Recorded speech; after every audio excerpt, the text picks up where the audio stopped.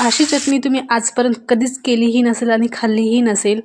इतकी चमचमीत ही चटणी बनवून तयार होते. भाकरीसोबत, चपातीसोबत किंवा वरण भातासोबत किंवा खिचडीसोबत सुद्धा तुम्ही तोंडी लावण्यासाठी ही चटणी खाऊ शकता.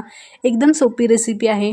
जास्त साहित्यसुद्धा लागत नाही. जे आपल्या घरी साहित्य आहे त्याच साहित्यापासून ही रेसिपी बनवून तयार होते आणि खरं सांगते खूपच चमचमीत झाली होती. एकदा नक्की करून बघा. चला मग पटकन रेसिपीला सुरुवात करूया. व्हिडिओला लाईक करा आणि यूट्यूब चॅनलला नक्की सबस्क्राईब करा. तर पहिल्यांदा काय करायचं आहे, इथं मी मध्यम आकाराचे 2 कांदे घेतले आहेत. कांद्यावरचा जे कडक भाग असतो ना ते आपल्याला चाकूने पहिल्यांदा काढून घ्यायचा आहे आणि कांदे एकदम बारीक असे कापून घ्यायचे आहेत. कांदे ना असे मोठ्या साईजमध्ये नका कापू. असे जसं तुम्हाला व्हिडिओमध्ये दिसत आहे ना त्याच पद्धतीने कांदे कापून घ्यायचे आहेत. म्हणजे चवीला चटणी खूप भारी बनून तयार होते. तर कांदे कापून झालेले आहेत दोन्ही पण. कांदा कापून झाल्यावर त्याचे लच्छे ना कांद्याचे मोकळे करून घ्यायचे असं या पद्धतीने, जसं तुम्हाला व्हिडिओमध्ये दिसत आहे त्याच पद्धतीनं. तर आता इथं 5 ते 6 आपल्याला लसूण पाकळ्या लागणार आहेत. लसूण एकदम बारीक बारीक असं कापून घ्यायचं आहे. जर तुम्हाला कापून वापरायचा नसेल तर तुम्ही जाडसर असं ठेचूनसुद्धा घेऊ शकता. लसूण स्किप नका करू, कारण जर लसूण नाही टाकला ना तर चटणीला एवढं छान खमंगपणा येणार नाही. म्हणून थोडा तरी लसूण इथं आपल्याला वापरायचा आहे.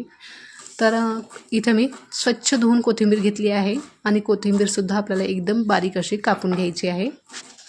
लगेचच आपल्याला 1 हिरवी मिरची घ्यायची आहे. मिरची पण स्वच्छ धुवून घ्यायची आणि मिरचीसुद्धा एकदम बारीक अशी कापून घ्यायची आहे. आता बघू शकता हिरवी मिरची, कांदा, लसूण, कोथिंबीर कापून झालेलं आहे. तर आपल्याला हे सगळं एका बाउलमध्ये किंवा भांड्यामध्ये आपल्याला काढून घ्यायचं आहे. फक्त कांदा, हिरवी मिरची आणि कोथिंबीर भांड्यामध्ये काढून घ्यायची आहे. लसूण आपल्याला या कांद्यामध्ये मिक्स करायचा नाही, तर लसूण आपल्याला नंतर वापरायचा आहे.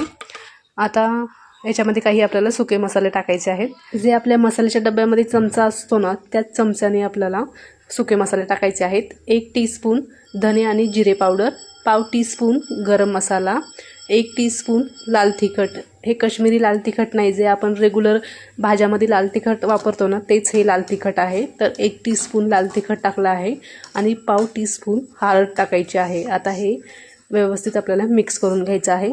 मीठसुद्धा आता वापरायचं नाही, मिठाचा वापर आपण नंतर करणार आहोत. चांगलं व्यवस्थित आपल्याला हे मसाले कांद्याला लागले पाहिजे. जर मीठ आताच टाकलं तर कांद्याला पाणी सुटू शकतं आणि कांदे एकदम नरम पडतात.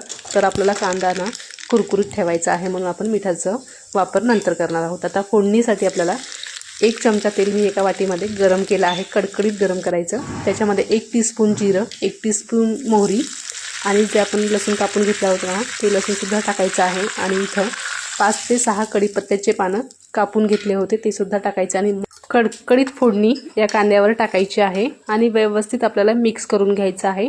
मिक्स करून झाल्यावर याच्यामध्ये चवीप्रमाणे मीठ टाकायचं आहे. जर तुम्ही लिंबू खात असाल तर अर्ध लिंबू पिळून याच्यात टाकायचं आहे. तर मस्त अशी आपली चमचमीत झणझणीत कांद्याची चटणी तयार आहे. खरं सांगते खूप भारी झाली होती. एकदा नक्की करून बघा.